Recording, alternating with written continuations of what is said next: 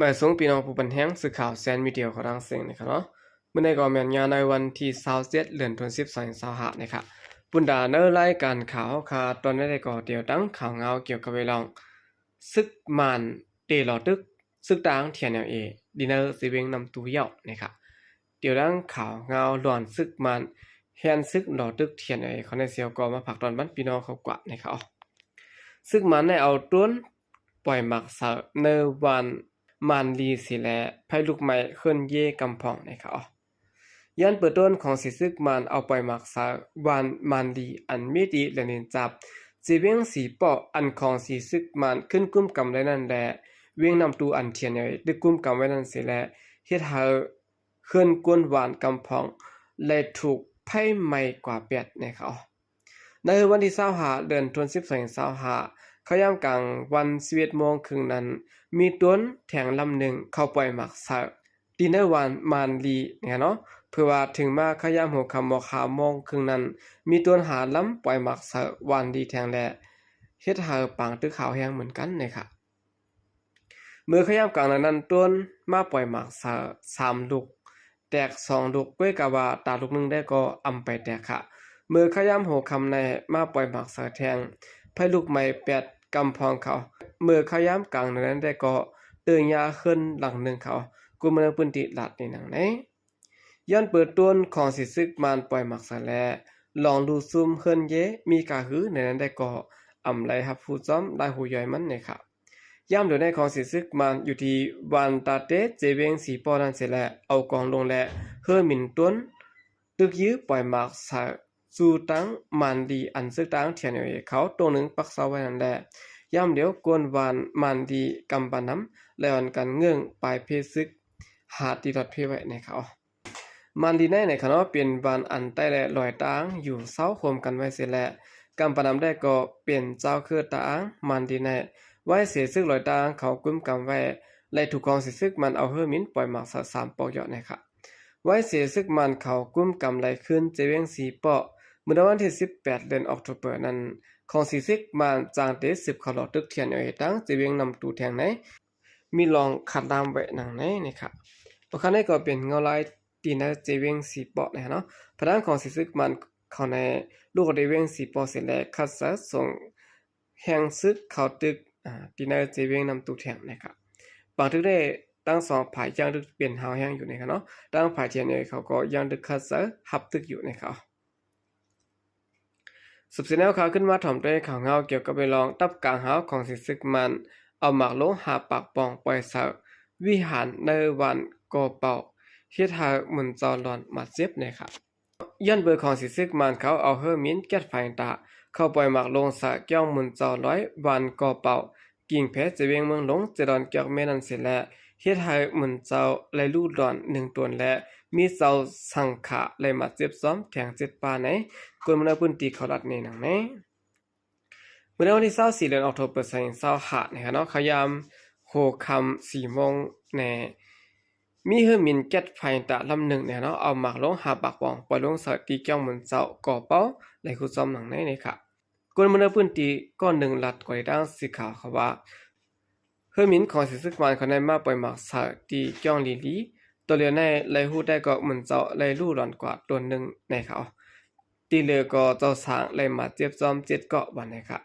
ตีนั้นเจ้าสางเจอมาเจ็บ7 ป่านั้นเจ้าสางอายุ4 ขวบ1 ป่าอายุ13 ขวบ1 ป่าและอายุ14 ขวบ17 ป่า1 ป่าอายุ18 ขวบ1 ป่าอายุ96 ขวบ1 ป่านะครับ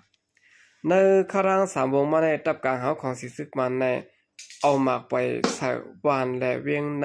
นาดินอันซึกประลองเทียนเขากุมกับไว้นั้นสิแลเฮ็ดให้มีกวนตายทั้งหมดมี48 เกาะและมาเจ็บ61 เกาะนะครับโอเคนี่ก็เป็นข่าวเงาที่ได้ต่างพื้นที่ของสิซึกมันในต่างเทียนเขามีลองปืนยื้อกันนั้นนะครับต่างไปซึกมันได้ก็ยังตึกคัดเสอหลอดตึกเทียนเขาหาวแห้งในเขาสุดท้ายแล้วเขาขึ้นมาถ่อมด้วยข่าวเงาเกี่ยวกับไปลองUEC เนี่ยเนาะปากแปดเซนจือต่อแต๊ดๆขายโฮเปาปาร์ตี้ PPP ออกเนื้อเสียนจือหนอผู้แดนเนี่ยครับคอมมิชชั่นการเลือกตั้งเมืองหอมตุ่มซึกมัน UEC เนี่ยเนาะเป็นเผาปากหมด8 เซนจือ ต่อเต็ดๆไข่เนี่ยเนาะอันเป็นหัวเปาปาร์ตี้น้ำหนากวนเมืองตีตูเซตองปาร์ตี้เนี่ยเนาะ PPP อำนั้นห้องว่า PPP นะครับในเซียนสื่อหนอผู้แดนอันมีศูนย์ที่เขาเขตบางเลือกตั้งนะครับในวันที่25เดือนธันวาคม25อยู่24เป็นภาวะต่อเต็ดๆขายในอำลอดกลางต่างปักเปิงหมายมีบางเลือกตั้งมาตรา8ตีนั่นสิแลจังได้ปัก8เซียนสื่อหนอผู้แดนก้อยกะว่าเกี่ยวกับเวลองสุนโตมันนางก็เร็วกวยปฏิการเมืองมันนางได้ก็อำเกี่ยวก็เปิ้นให้ปฏิได้ก็สืบเป็นการก่ออยู่วันนี้ครับต่อเต็ดๆขายในเป็นกวนเมืองกุดเนี่ยเนาะเป็นภูมากวนมีตกในเมืองมันก็หนึ่งก็ว่าไหลนะครับ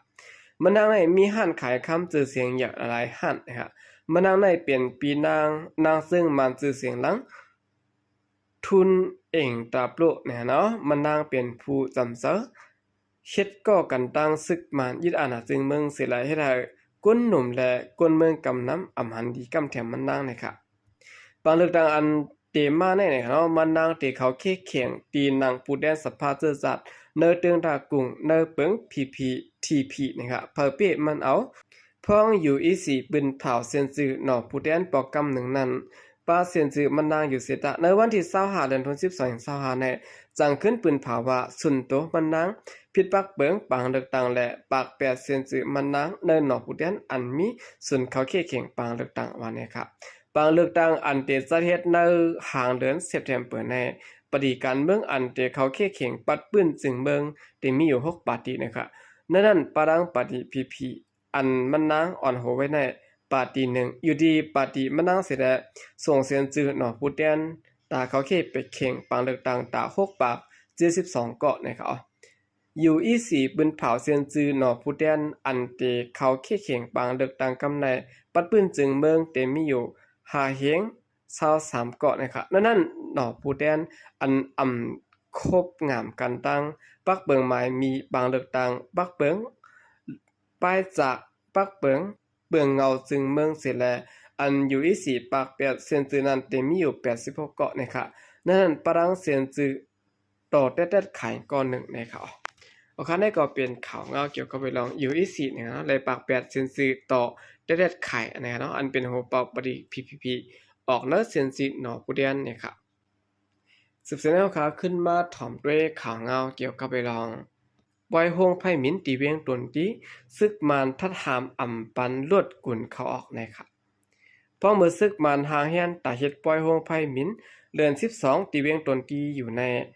ตาลองโหมลมในเสแลทัดดดกาหาวแย้งอ่ำปันดดต่างกุ่นเขาออกเวียงกวนเมืองเวียงตนตีหลัดนี่หนังในซึกมานหามอ่ำปันดดต่างคู่กุ่นเขาออกเวียงอ่ำปันแต่เส้นต่างเวียงป้าเสียมเส้นต่างเรียบเวียงเจอในตาเขารังเป็ดวันนี่ครับพอถึงมาในวันที่29เดือนธันวาคม25ในนี่ค่ะเนาะห้องการผายพองงำอันอยู่ปะดซึกมานนี่ค่ะติสะเทศปล่อยโฮงไผมินตีปังเวลาเวียงตนตีนี่ค่ะเนาะตอนตาตีเป็นปัญหาลดการติดคำและตอนตาลองห่มรวมนั้นปลิกซึกมันให้หำลดกาอย่ากล้าต่างโคกุนกว่ามาขึ้นลงตีเสียนต่างเรียบเวียงแต่ในวันที่29เดือนธันวาคม25ต่อพอถึงในวันที่5เดือนธันวาคม25ในข่าวพระดังปลีกซึกมันให้หามการลดต่างโคกุนกว่ามาแต่ขยามหัวคำ4โมงต่อพอถึง4โมงกลางในวันนี้ค่ะกวนเมืองเวียงตนที่หลัดกว่าด้านสื่อข่าวพุทธเขาว่าเมื่อปีขาได้ก็เขาจะก็ต่างกุนกว่าตั้งเส้นตั้งเรียบเวียงเขาว่าย้อนเปิดรถการติดคำเส้นต่างลู่แลปีในเขาหาม8กว่าโหคำ4โมงต่อพอถึงโหนัก4โมงค่ะอำปันดัดกว่ามาค่ะตีปืดเป็นตากวนกว่าปล่อยเขาจะเป็นเส้นต่างลงมาตั้งเส้นต่างเรียบเวียงนั้นค่ะเส้นต่างเรียบเวียงนั้นมันเก็บหนากาก่อนนำเขาวันนี้เดี๋ยวในวันที่28เดือนธันวาคม25นั้นเตปืดปันเส้นต่างเรียบเวียงตาจะเป็นต่างลงกว่ามาวันนี้ค่ะเลยฮู้ว่ารถกายอันดัดข้ามกว่ามาเนื้อเส้นต่างเรียบเวียงตนที่นั้นมังเจอเปลี่ยนรถกาเป่าแน่เนาะอันลูกตั้งเวียงตนตีลงมาตาตีกว่าต่างฐานหินในเมืองไต้ปอจานปอดห้อง บางเจอซ้ำเปลี่ยนอันต่างฐานหินเมืองใต้ขึ้นมาติเวียงตนที่อันดีกว่าส่งล่วงกว่าต่างเมืองมันตรงเป้งบางเจอเปลี่ยนรถกาต่างโคกุลอันลูกต่างเมืองลาเกียงตุงตาคิเล็กมาอันดีกว่าต่างเมืองมันว่านะครับบางป้อยห้องไผ่มินในค่ะเนาะกวนหูจักป้อยน้ำรถกาก่อนำแลใกล้ๆมีปัญหารถติดขำปัญหากวนหลักกวนจนปัญหาพิษมอกันปอทุบมาโหกันแหมกันจะในก็มีน้ำกูปีแลหายพังกันกว่ามากวนใจในพื้นที่รัฐนี่ไงย้อนเปิดโควิดลามแพเงาลายหวานเมืองอ่ำเนี่ยมันเศร้าปางป้อยห้องไผ่มินในอ่ำเปลี่ยนประเทศป้อยมีมา3ปีนี่ครับปีกาแลปีอ่อนนะครับในปี2023และ2024ในซึกมันขึ้นเตียกใจกวนมันปืนติดประเทศขึ้นในปีในก็ซึกมันที่สั่งประเทศปางป้อยเตเตประเทศในห่างเดือนธันวาคมเนี่ยเนาะออกตุลาต่อบ่ถึง6เดือนธันวาคมออกตุลามาเนี่ยครับโอเคนี่ก็เป็นข่าวเงาในพื้นที่เนาะกำลังเสนอก่อนยินจมนับยามกุมมันถึงพี่น้องผู้กำแถมปัญหาเขาดังเสียงอยู่เขายินจมนับยามยามนำเสข่าวสายก็เรียกมาส่งข่าว